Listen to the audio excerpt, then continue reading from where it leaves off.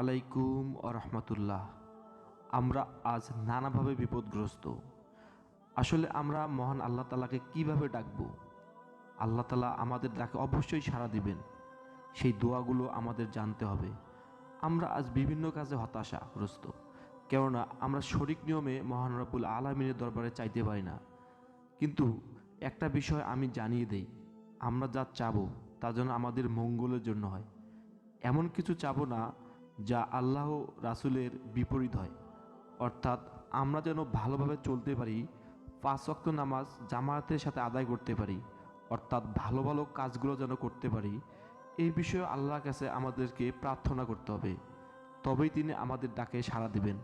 আর আমরা যদি দুনিয়াবি কোনো কাজের জন্য, অর্থাৎ নিজের স্বার্থের জন্য অন্য মানুষকে হয়রানি করে এমনভাবে ডাকি আল্লাহ তালাকে, তিনি কখনো আমাদের ডাকে সাড়া দিবেন না।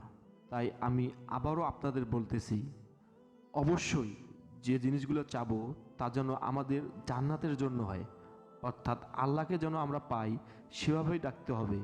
আর সবচেয়ে বড় কথা হলো, আমরা যা চাবো আল্লাহ তাআলা যদি আমাদের না দেয়, আমরা নিরাশ হব না। কেননা আল্লাহ নিরাশকারীকে কখনো পছন্দ করে না।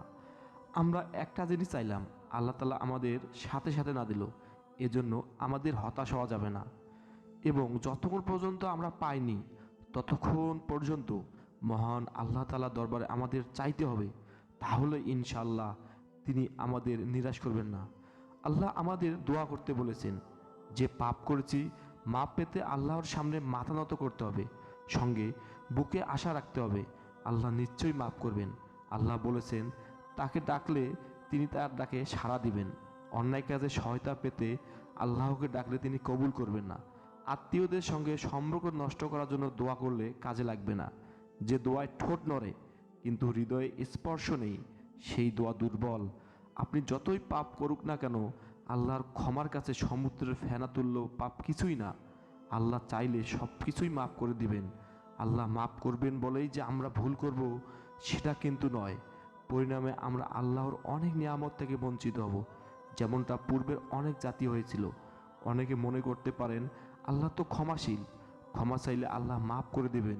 কিন্তু কথা হলো, আপনার ক্ষমা চাওয়ার আগেই যদি আপনার মরণ এসে পড়ে, তখন আর উপায় থাকবে না। তাই আমাদের উচিত সময় থাকতে একাগ্র চিত্তে আল্লাহর পথে ফিরে আসা। আল্লাহ আপনার ভুল অবশ্যই ক্ষমা করে দিবেন। দৃঢ় মনোবল যদি আপনি আবার ভুল না করে থাকেন, সব সময় ইস্তেগফার করবেন। হজরত আনাস রাদিয়াল্লাহু আনহুর বর্ণনায় এক হাদিস আছে, তিনি রাসূল সাল্লাল্লাহু আলাইহি ওয়াসাল্লামকে বলতে শুনেছেন, আল্লাহ বলেছেন, হে আদম সন্তান, যতক্ষণ পর্যন্ত তুমি আমাকে ডাকবে এবং আমার কাছে ক্ষমা প্রত্যাশা করবে, তুমি যাই প্রকাশ হোক না কেন, আমি তা ক্ষমা করে দেব। আর আমি কোনো কিছুই পরোয়া করি না। হে আদম সন্তান, তোমার গুনাহ যদি আকাশ সমান হয়ে যায় আর তুমি আমার কাছে ক্ষমা চাও, তাহলে আমি তোমাকেই ক্ষমা করে দেব। হে আদম সন্তান, যদি তুমি পৃথিবী পরিমাণ গুনাহ নিয়ে আমার কাছে আসো এবং আমার সঙ্গে কোনো কিছুকে শরিক না করে আখিরাতে সাক্ষাৎ করো, তাহলে আমি সমপরিমাণ ক্ষমা নিয়ে তোমার সঙ্গে সাক্ষাৎ করব। তিরমিজি।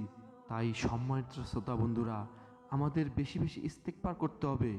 আমরা যে ভুলগুলো করেছি একমাত্র মহান রব্বুল আলামিনের দরবারে, সেটা গোপনে হোক কিংবা প্রকাশ্যে হোক, আমরা যে পাপগুলো করেছি আল্লাহর কাছে ক্ষমা চাইতে হবে।